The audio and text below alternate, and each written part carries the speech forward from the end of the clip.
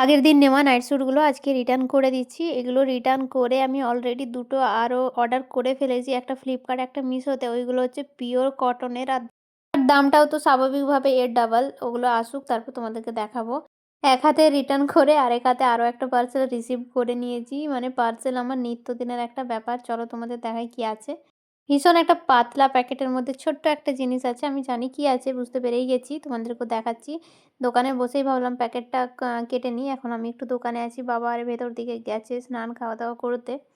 হঠাৎই একদিন মিশোতে স্ক্রল করতে, করতে এই বটুয়াটা আমার চোখে পড়লো।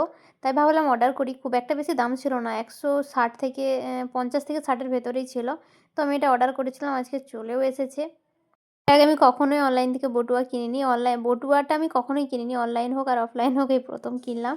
এই হচ্ছে সিস্টেম। কিন্তু মেন ব্যাপার যেটাতে আমি হাতে ঝোলাবো সেই লেসটাই দেয়নি। এটা তো সামান্য বাড়া-কমা করার জন্য। মেন যেটাতে হাতে ঝোলানো থাকবে পুরো ওপর দিকে যে বড় দড়িটা সেটাই দেয়নি। মানে মিশো কি ভেবেছে আমি এটা জানি না। বোধহয় ভেবেছে আমি এটা নিজে দড়ি কিনে হাতে ঝুলিয়ে নিয়ে যাবো। আর তার মধ্যে এই দিকটা দিয়ে দিয়েছে আবার ফাটা।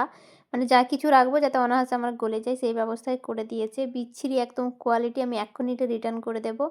অথচ এটা রেটিং ভালো ছিল। জানি না একটাই বোধহয় নষ্ট হওয়া ছিল। আমার ভাগ্যে জুটে গেল। আমাকেই পাঠিয়েছিল। তারপর এদিকে একটা গাছকৌটোর অর্ডার ছিল। ওটাই করছিলাম।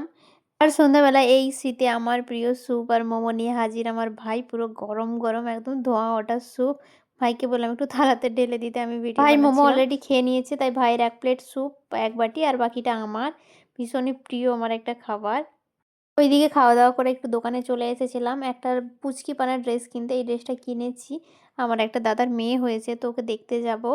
সেইজন্য এই জামাটা নিয়েছি। একটু বড় সাইজের নিলাম কেননা বাচ্চাদের জামা খুব দ্রুত ছোট হয়ে যায়। ওরা যেহেতু খুব দ্রুতই লম্বা হতে থাকে এবার আস্তে, আস্তে। তো একটু বড় সাইজের নিলাম। ভীষণ কিউট একটা হট প্যান্ট ছিল। বাচ্চাদেরকে এই জিন্সের হট প্যান্টগুলো পরালে ভীষণ ভালো লাগে। আর একটা টপ ছিল। আগের দিনের ব্লগ তো তোমরা দেখেই নিয়েছো। আমরা কেনাকাটা করতে গিয়েছিলাম। কিন্তু এই ড্রেসটা নিতে ভুলে গেছিলাম। তাই আজকে আবার এসে নিলাম। আর এই যে আগের একটা ব্লগে তোমাদেরকে দেখিয়েছিলাম আমি নিজে পরেও এই কালো শাড়িটা নিয়েছিলাম অনলাইন থেকে। তো ওই শাড়িটাই এখন ফলস পাড়, পিকো ওই সমস্ত কাজগুলো করাতে এনেছিলাম। সাথে এই একটা কিউট কানের নিলাম বৌদির জন্য। বৌদি নিতে বলেছিল। চলো তাহলে আজকের ব্লগ এখানেই রাখি। দেখা হচ্ছে পরে।